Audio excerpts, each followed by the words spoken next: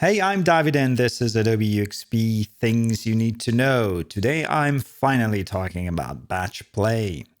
So BatchPlay is one of the most important subjects of the whole series, especially given the state of UXP and the new scripting engine in Photoshop.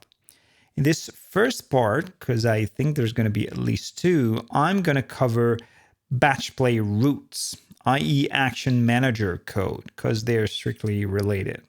In my experience, at least, things are much easier to deal with and way less scary than at first sight if you understand their inner mechanisms. And this is particularly true with ActionManager code. I'm going to give you a very condensed version of it. There's much more to be said, and I will point you to a more comprehensive resource later on. As far as all the Adobe apps are concerned, scripting is whatever it takes to get and set the app object's various properties and nested properties and calling their methods. What is generally dubbed DOM scripting, where DOM stands for the document object model, i.e. the way the props and methods are modeled in this sort of Russian doll fashion. Well, that DOM scripting is scripting for all the Adobe apps. If you need a prop that is not available via the DOM, then it's outside the domain of scripting, period. Forget about it. So this is true for every Creative Cloud app that supports scripting, except Photoshop, which is special. And it has always been special, at least since version, 4 or 5? And by the way, not CS4, like just 4, so way back. Photoshop has something called ActionManager. That is one of the ugliest unfamiliar extend script code ever. But that lets you do things that are outside of the DOM scope. So when we talk about the DOM coverage, we actually mean the amount of scope that the document object model encompasses, okay? The things you can do versus the ActionManager superset, or the things you can do with scripting. So think about it this way. You have Photoshop, the entire applications, and its features. And Photoshop is going to be the superset of things that a user can do. And inside it, there is a subset that I'm going to draw in a different color. That is the amount of things that a user can do with scripting. So this is the scripting subset. And with other Adobe applications, such as InDesign, Illustrator, this scripting corresponds to the DOM scripting. But in Photoshop, this superset corresponds to the ActionManager scripting, because this is always going to be a superset of the DOM scripting, which in turn is a smaller subset of that. So this is the DOM. So when we talk about DOM coverage in Photoshop, we can mean at least two different things.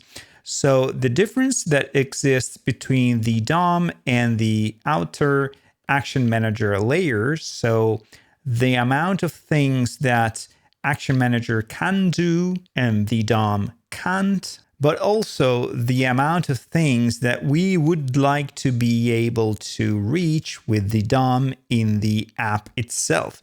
So this area here, these are the props and methods that the scripting cannot reach. For instance, let me think about it. The values that are in the info palette, the live reading, these are not reachable by scripting, not ActionManager nor the DOM. But usually we compare the DOM against the ActionManager because we tend to think that ActionManager is kind of the ceiling. So how do you get ActionManager code? So there is this thing called ScriptListener plugin that you can find at this page, and I think the download is right here. You install this by moving the folder into the Photoshop/plugins folder, and then upon restarting, everything that you do or everything that is recordable by the ScriptListener plugin is logged on the desktop in a file. So I happen to have mine with a shortcut here, and this is the super ugly code that you can get. Now, the key point here is that this code, strange as it might seem, is playable. So you can get this and run it in your Photoshop, and that's going to perform the same things that I did when I recorded that. And there is a parallel between recording ActionManager code and recording actions, the kind of actions that are in the action palette, like these ones. And ActionManager has action in its name for a reason.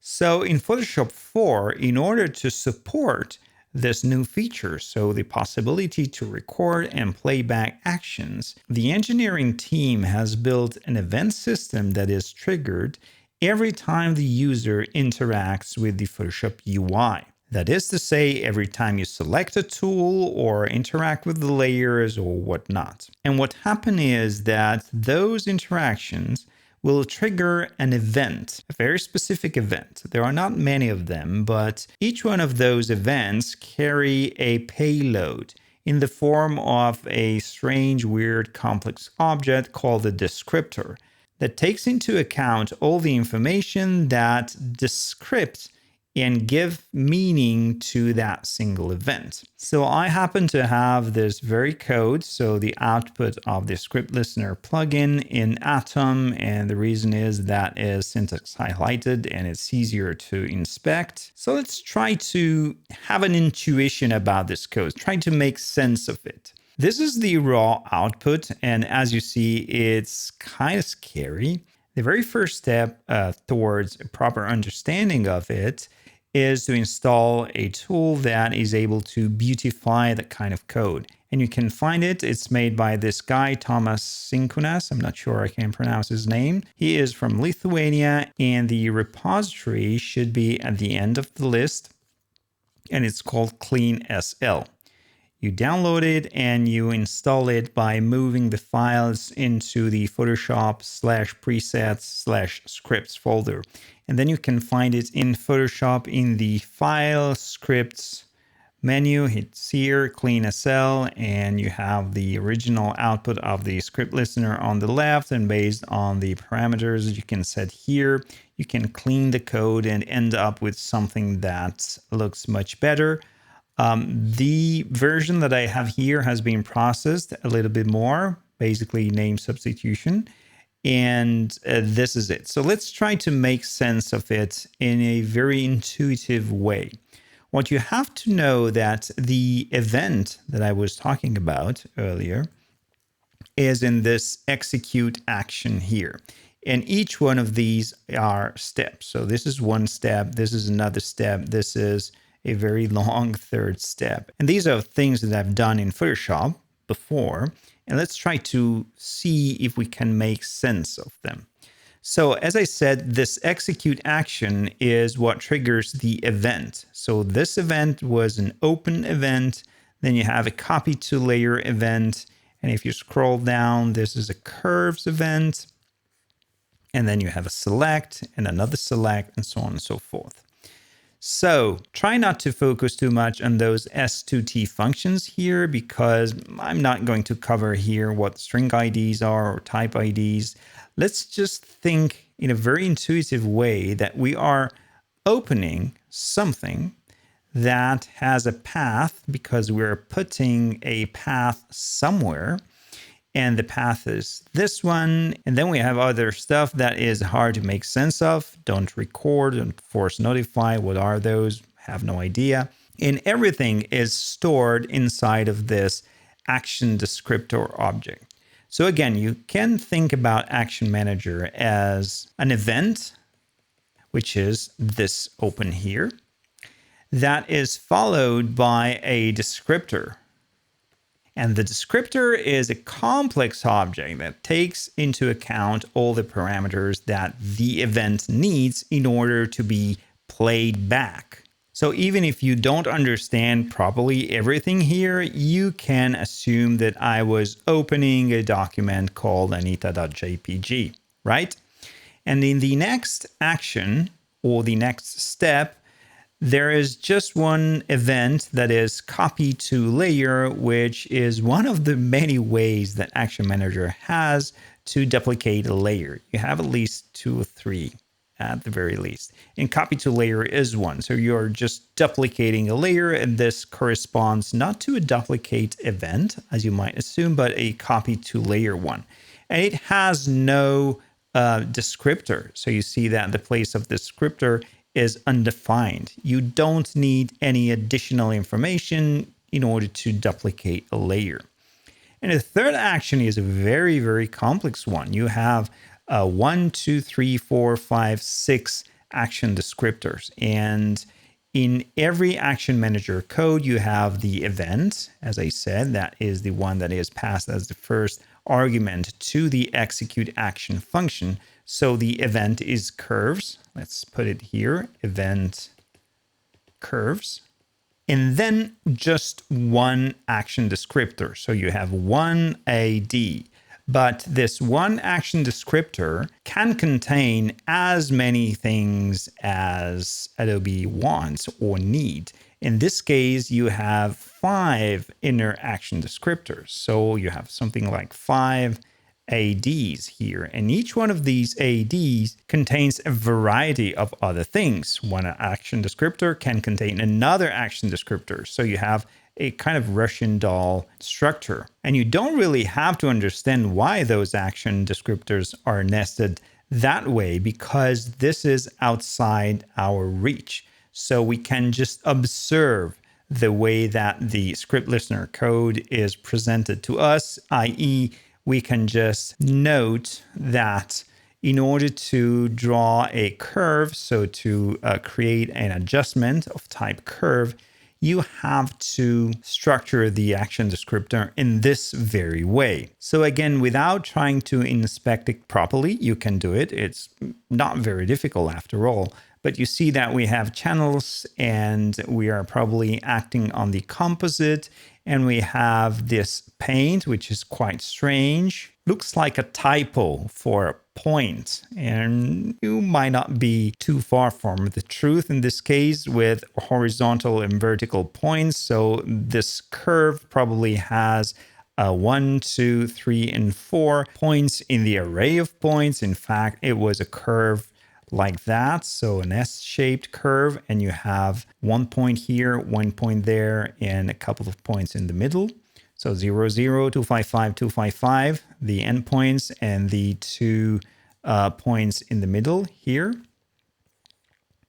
And then what? A series of different objects that are action lists. And action lists, you can think about them as arrays of action descriptor. So whatever it is that it's needed for this action descriptor in order to create and replay a curve adjustment, it's a very, very complicated one.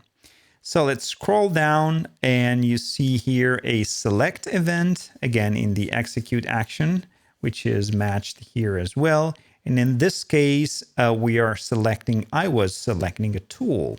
The move tool here and the type creation tool. So I was trying to create a text layer. And then again, the move tool in this case. And then the following step is an awfully long one. I think it's like, I don't know what, 200 lines of code or something.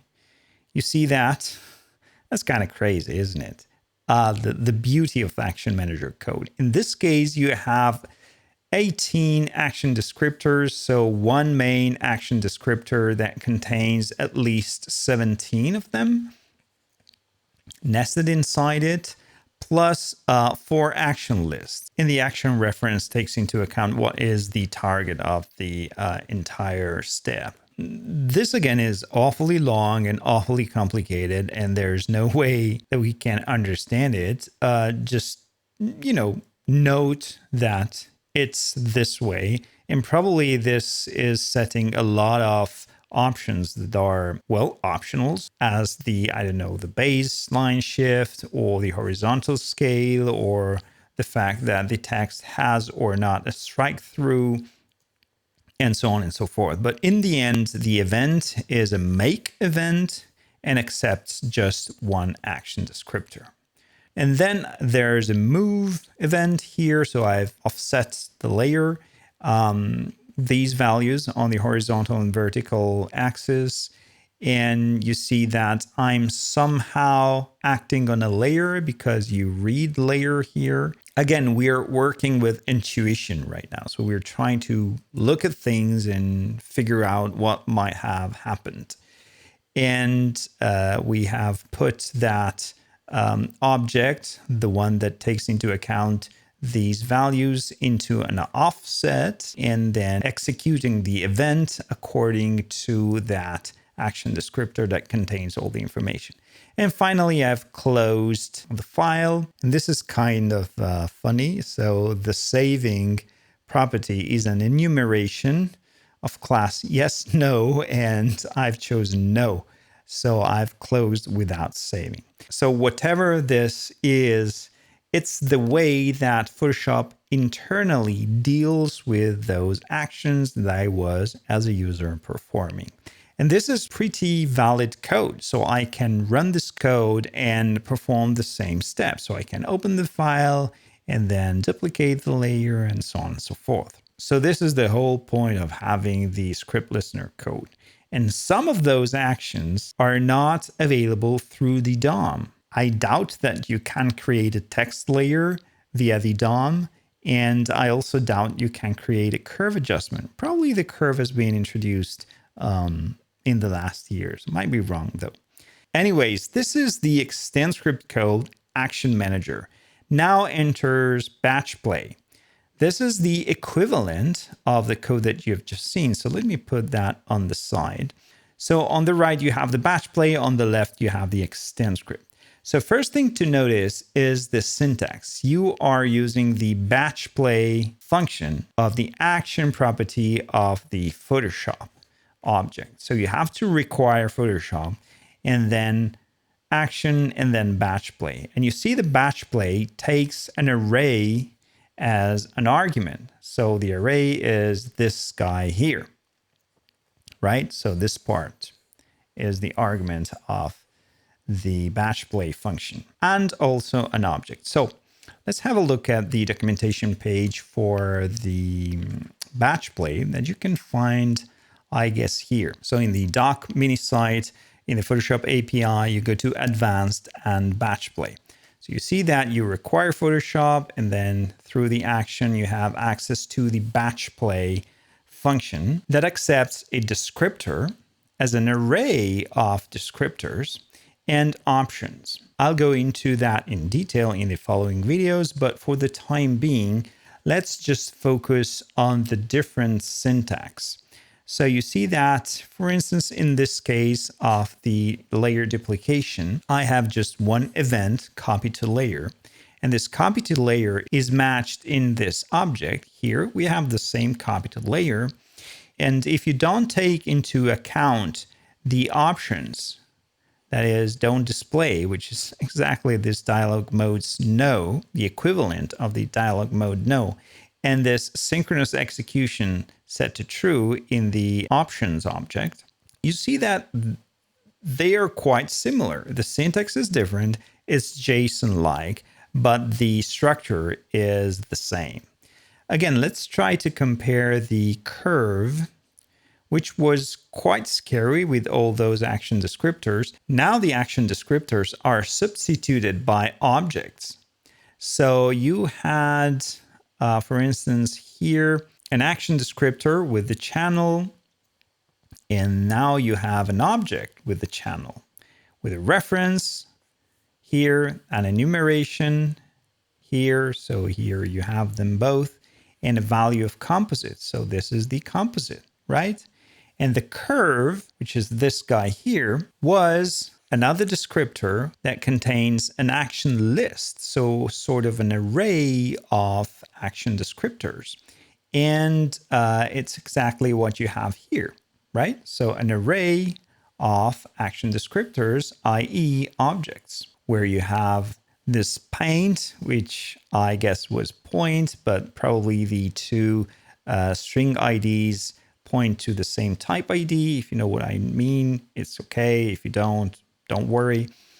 And the points, right? It's way more readable this way. And again, if you discard the dialog options and the options object, it's much more compact and readable. Not much luck with the type object, I think, because this one is quite long as well, because there are a lot of properties to set, but you get the gist of it. So the takeaway for this first part is that BatchPlay is a new syntax and very important couple of new features on top of the ActionManager structure. So the more you know about ActionManager, the more you already know about ActionManager, the easier will be the transition to BatchPlay. And if you don't know that much about ActionManager, I'm afraid there aren't that many sources except for the Photoshop scripting book, this guy here, where I have 70 pages on ActionManager alone, and I doubt you can find that much content anywhere else.